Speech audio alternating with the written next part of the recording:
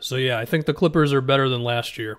The main reason is because they're moving the ball a little bit more. It's not a whole lot more, but it's a bit more, and I think it's the type of thing that they can build on as the season continues. Now, before that, I will say their three-point shooting has been otherworldly to open up the season. They're shooting over 50% on corner threes. That will go down. And you could say their defense hasn't been awesome so far. We'll talk about it later. But the first thing is just they're passing the ball more. If you simply look at the stat sheet, the easiest thing to acknowledge is that Kawhi is up to 6 assists a game, Paul George is up to 5. When you watch them out there, they're simply doing a better job of recognizing when the defense has rotated over to them or has loaded up on them and they find the open guy. I know it sounds basic as hell, but that's pretty much what it is. I do think Ibaka is making their spacing better and it's helping them out a little bit there. But a lot of the time, it's Kawhi gets a pick and roll. Usually it's from the center. Kawhi likes to go at fives a bit.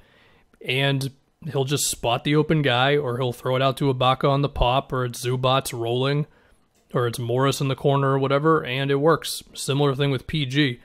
I do think the shooters are doing a better job of relocating. I feel like last year, when Kawhi or PG would start doing their thing, guys would just sort of stare at them, whereas now it's like Marcus Morris will relocate to the corner, or Batum or Kennard or Lou will do the same thing, or Kawhi and PG will do it when the other guy is doing his thing. Kawhi had this great segment against the Kings where he had 3 straight assists off of that type of thing. Their swing offense has also looked a little bit better. Again, it's nothing too crazy, they're just making the extra pass. Batum and Kennard have contributed a lot to this, Batum especially. That was a huge pickup for them. I mean, everybody thought Batum was done, and it looked like he was stuck in quicksand with Charlotte, but he's looking a lot more athletic. His threes have been awesome, and he's definitely in the running for role player all-stars as of right now. They've also done some interesting things with getting guys to the middle of the floor in the half-court offense and then allowing them to get it out to shooters. I mean, some of it is when they trap, like they'll trap Kawhi, and then Zubac is the guy at the free throw line, and he throws it to the guy in the corner, that sort of thing. But still, these were things that this Clippers team wasn't really doing last year. They had some of this because they're NBA players. Of course, they know how to do these things, but there's more of an emphasis on it now.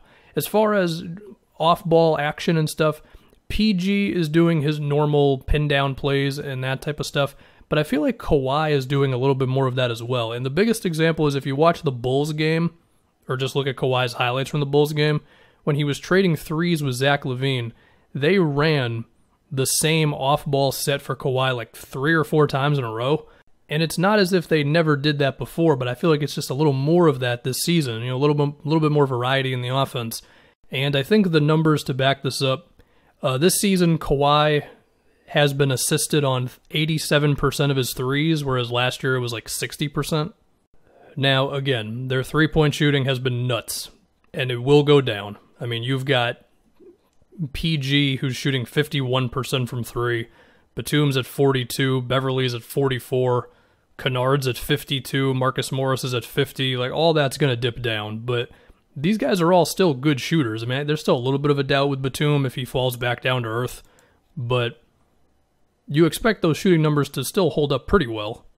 A little bit more of a complex offense and more spacing from Ibaka is leading to more open shots at the same time. Now, there's still definitely your Kawhi and PG ISOs, and Kawhi's got to make his turnarounds, and PG's contested threes have been great this year. So maybe there's like a little bit of a fear that they will fall back on those things, but I think with how good their passing has looked so far, it's the type of thing where if they really stay focused on it, it can end up being really, really good by the time we get to the postseason. Now let's talk about their defense. So the main thing I've noticed is that they're dropping Zubac and Ibaka and Patterson. He played more against the Pacers because Ibaka didn't play.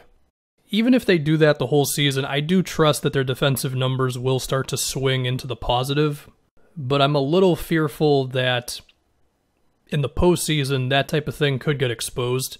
They're not dropping on off-ball action. I don't expect them to be a team that's leaving like Tyler Hero and Duncan Robinson open for threes because they want to go under that stuff. But when we're talking about your typical go at the center and a screen. I think if you're just going to drop the big man every time, then Western Conference teams in the playoffs are going to be able to go at that. So besides that, I think it's asking Ibaka and Zubats to step up on some screens and try some trapping, or at least step up for a second, like hedge on the screen and then get back to the guy. I think asking those two to switch is doing too much. I don't know if they can really handle that. I mean, in spurts maybe, but not long term. I think regular season-wise, they could experiment with some small ball lineups and get a little bit more switchy.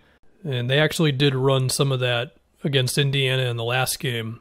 I think they were more forced to because they just didn't have a lot of bodies without Ibaka. But besides that, they have not done that much at all. If you go look at their lineups, it's basically everything is either Ibaka or Zubats in the game. Now, I think you can argue that it's not even worth it to experiment with the small ball stuff that much because it's not going to work against the Lakers or the Nuggets. And we assume you're going to have to go through probably both of those teams if you want to win the finals.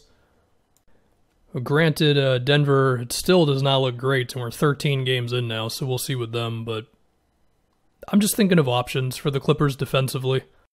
But yeah, I do think this team is better than last year, again, because they just seem to have more of an actual team thing going on offense. And that's good.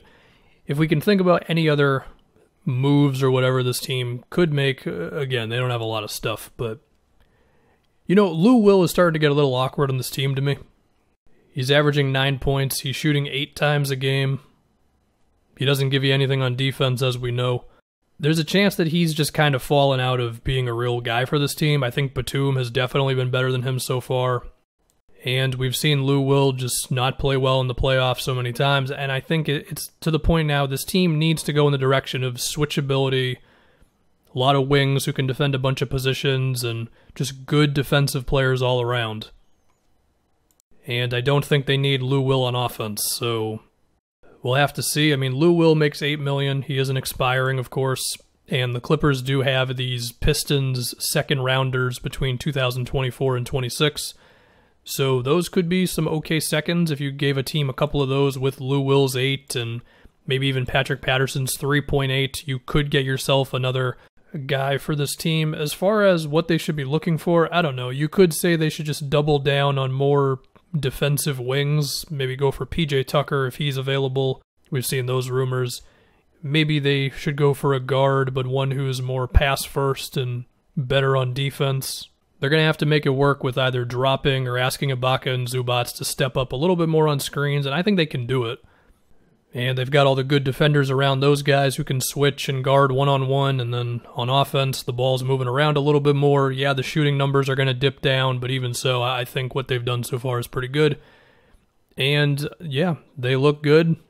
Kawhi had that thing about how he's treating the season more as an actual job and not a hobby, which a little weird that he came to that realization at 29 years old, but at least he finally did it. And yeah, they look good.